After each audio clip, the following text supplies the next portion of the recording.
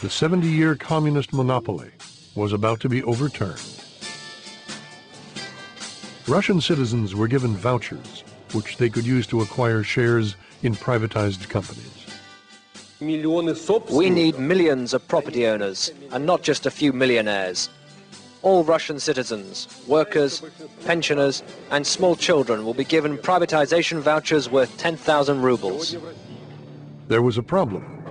Not one company was ready to be privatized. They had distributed 144 million vouchers to the people, but had no practical idea on how to get companies through the privatization process and actually into public hands, away from the state. The young reformers asked Boris Jordan, one of the first foreign bankers to set up shop in Moscow, to find a company to privatize.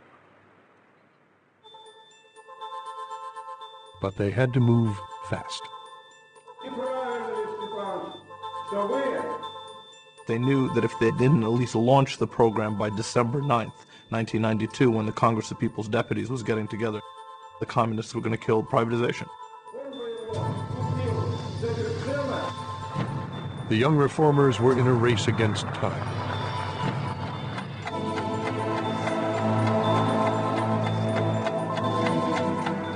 It was very tight.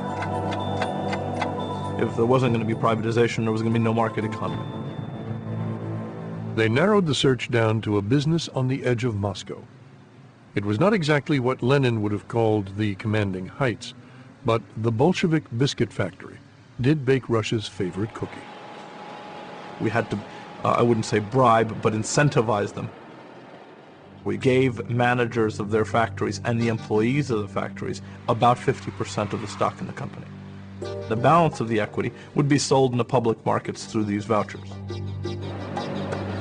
We opened up the first official auction of a Russian company to the public on December 8th, 1992.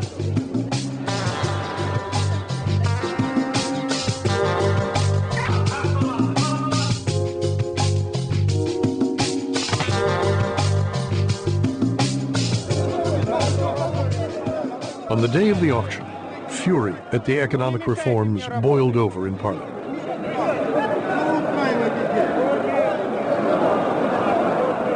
Communist hardliners forced a vote of no confidence in Gaidar.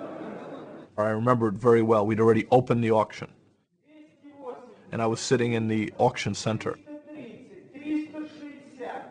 I was watching the television, and I watched Gaidar get removed. Communist opposition had forced Yeltsin to sacrifice Gaidar. His replacement, Viktor Chernomyrdin, was a product of the old Soviet central planning system.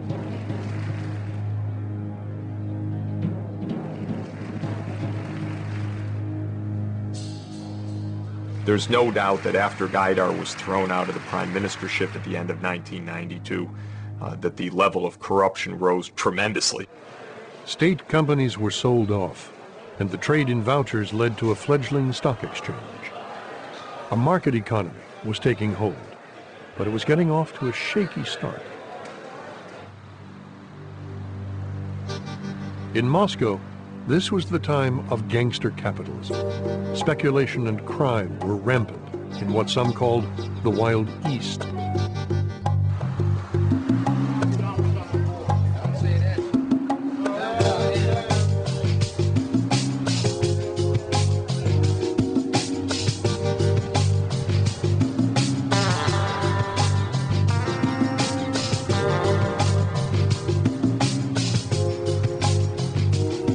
A lot of societies have corruption.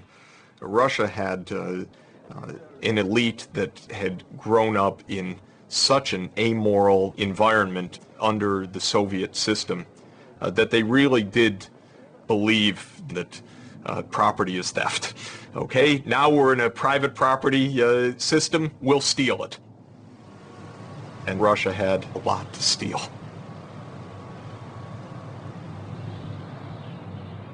You had the oil, the gas, the nickel, the chromium, the diamonds, the gold. This extraordinary combination of huge natural resource reserves, and they were in state hands.